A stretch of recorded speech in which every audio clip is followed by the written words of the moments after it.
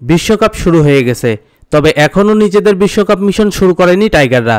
আগামী ৮ জুন শ্রীলঙ্কার বিপক্ষে ম্যাচ দিয়ে শুরু হবে বাংলাদেশের বিশ্বকাপ মিশন। তবে এখনও এক ম্যাচ না খেললেও সুপার 8-এ এক পা দিয়ে ফেলেছেন বাংলাদেশ। এবার বাংলাদেশ যে গ্রুপে আছে তাতে ডেথ অফ গ্রুপ বলা হচ্ছে, মানে সবচেয়ে কঠিন গ্রুপে আছে বাংলাদেশ। তবে বাংলাদেশের এই কাজ সহজ করে দিয়েছে শ্রীলঙ্কা। গ্রুপ পর্বের প্রথম ম্যাচে দক্ষিণ আফ্রিকার বিপক্ষে বিশাল ব্যবধানে হেরেছে শ্রীলঙ্কা, যার ফলে বাংলাদেশের সুপার 8-এ যাওয়ার সমীকরণ সহজ করে দিয়েছে। বাংলাদেশের গ্রুপে শ্রীলঙ্কা, দক্ষিণ আফ্রিকার পাশাপাশি আছে তুলনামূলক কম শক্তিশালী নেপাল ও নেদারল্যান্ডস। দক্ষিণ আফ্রিকা বর্তমানে দারুণ ছন্দে আছে, তাই তাদের বিপক্ষে বাংলাদেশের জেতাটা অনেক কঠিন হবে। তবে সম্প্রতি দক্ষিণ আফ্রিকার বিপক্ষে বাজেভাবে হেরে কিছুটা চাপে আছে শ্রীলঙ্কা।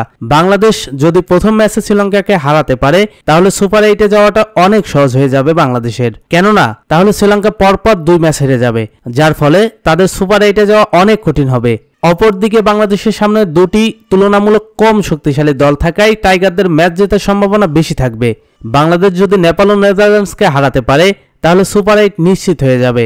দক্ষিণ আফ্রিকার বিপক্ষে জয় না পেলেও সুপার 8-এ যেতে কোনো রকম বাধা থাকবে না, কেননা বাংলাদেশ যদি শ্রীলঙ্কা, নেপাল ও নেদারল্যান্ডসকে হারিয়ে দেয় তাহলে বাংলাদেশের পয়েন্ট হবে 6। অপরদিকে দক্ষিণ আফ্রিকার কাছে হারা শ্রীলঙ্কা যদি বাংলাদেশের কাছেও হারে আর যদি নেপাল ও নেদারল্যান্ডসের বিপক্ষে জয় পায় তাহলে তাদের পয়েন্ট হবে 4, যার ফলে বাংলাদেশ সুপার 8-এ চলে যাবে কোনো রকম সন্দেহ ছাড়াই।